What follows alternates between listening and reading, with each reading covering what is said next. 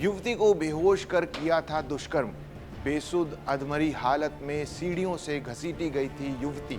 वो कहानी जिसे सुनकर कांप उठेगी आपकी रूह। पोस्टमार्टम रिपोर्ट में हुए हैवानियत के कई खुलासे, जिसमें सारी हदें की गई थी पार। नमस्ते, मेरा नाम अंशुल शर्मा है और आप दैनिक जागरण देख रहे हैं। दिल्ली के पौश इलाके कैलाश हिल्स से आई खबर ने सबको हैरान कर दिया। फैमिली कितनी बड़ी है चाचा? ज्यादा बड़ी ना है। छोटे ऑन कर दे। पैक कर दे समरकूल। सबरकूल कूलर हवा ऐसी छोड़े, पूरी फैमिली को ठंडक से जोड़े। सबरकूल लाइफ बनाए वंडरफुल। इस खबर में जो नए अपडेट्स आए हैं उसने दिल्ली पुलिस के भी होश उड़ा दिए। एक आईआरएस की बेटी जो आईआईटी दिल्ली से पढ़ी थी और यूपीएससी की तैयारी कर रही थी, उसे उसके ही घर के पुराने नौकर ने बेरहमी से मौत के घाट उतार दिया। वो हैवानियत से कम नहीं था। आरोपी राहुल मीरा सिर्फ एक कातिल नहीं, बल्कि एक ऐसा साइको दरिंदा निकला जिसने मौत के बाद भी उस मासूम के शरीर को नहीं बख्शा। आज वो कहानी बताएंगे जिसे सुनकर डॉक्टरों का भी कलेजा कांप उठा। सबसे पहले बात करते हैं उस अपडेट की जिसने सबको झकझोर दिया। पीड़िता का पोस्टमार्टम करते वक्त डॉक्टरों की टीम भी हैरान हो गई। पोस्टमार्टम रिपोर्ट में युवती के शरीर पर चोट के अनगिनत निशान मिले।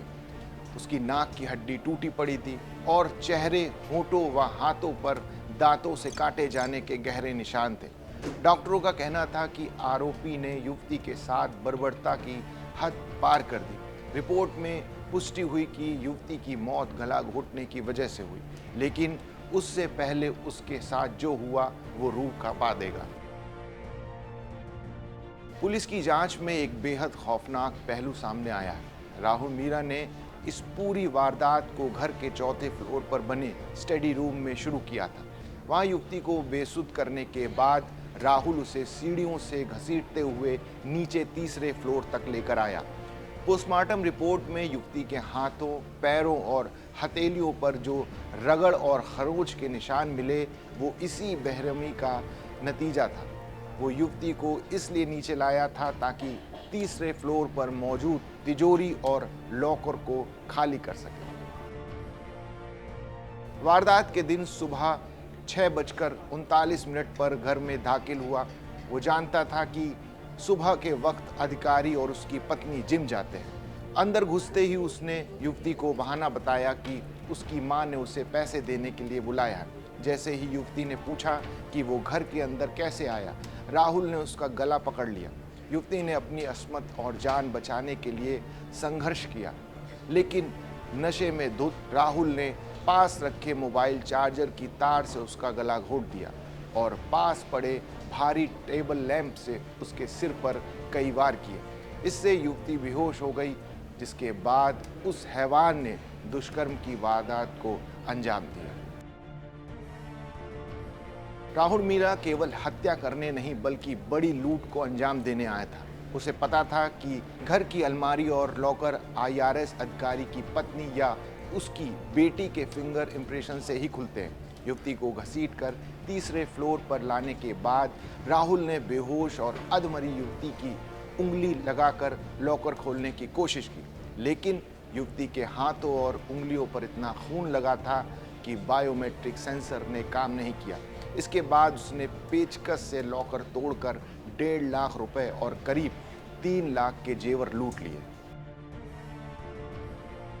वारदात के दौरान राहुल के खुद के कपड़े और जूते खून से लथपथ थे। शातिर दिमाग राहुल ने घर के अंदर ही अपने कपड़े बदले। उसने मृतका के भाई की पैंट पहनी और आईआरएस अधिकारी की चप्पलें पहनकर वहां से निकलने का फैसला किया। उसने लूट का सारा सामान युवती के ही एक बैग में भरा और चुपचाप घर से बाहर निकल गया। बाहर निकलते वक्त उसने मोबाइल फोन पर किसी से बात करने का नाटक किया ताकि गार्ड या किसी पड़ोसी को उस पर जरा सा भी शक ना हो। राहुल मीरा की जो कुंडली सामने आई है वो चौंकाने वाली। राहुल के पिता उसी विभाग में काम करते थे जहां मृतका के पिता अधिकारी थे। इसी पुराने परिचय के कारण उसे घर में जगह मिली थी, लेकिन राहुल को ऑनलाइन गेम लूडो और तीन पत्ती जैसे जुए की ऐसी लत थी कि उस पर 5 लाख रुपए का कर्ज था। इतना ही नहीं, वो पहले भी घर में छोटी मोटी चोरियां करता था और उन पैसों से पहले सर्वेंट क्वार्टर में कॉल गर्ल लेकर आता था। इसी अय्यासी और कर्ज को चुकाने के लिए उसने इस हत्याकांड को अंजाम दिया। वारदात के बाद Rahul Delhi cantt railway station पहुंचा ताकि ट्रेन पकड़कर अलवर भाग सके, लेकिन उसकी ट्रेन छूट गई। इसके बाद वो ऑटो लेकर द्वारका के एक होटल में जाकर छिप गया। उसके पास अपना फ़ोन नहीं था। उसने अलवर में जिस महिला से दुष्कर्म किया था उसी का फ़ोन चुराकर इस्तेमाल कर रहा था। पुलिस ने उसकी लोकेशन तब ट्रेस की जब उसने होटल के वाईफाई का इस्तेमाल किया। इंस्टाग्राम मैसेंजर के जरिए अपने रिश्तेदारों से बात की। फिलहाल कोर्ट ने उसे 4 दिन की पुलिस रिमांड पर भेज दिया।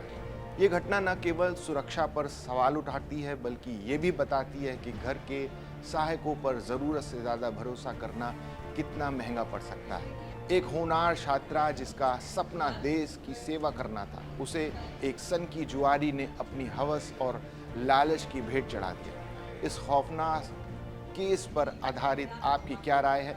क्या आपको लगता है कि ऑनलाइन गेमिंग की लत युवाओं को अपराधी बना रही है? हमें कमेंट्स में ज़रूर बताइए और देखते रहिए दैनिक जागरण।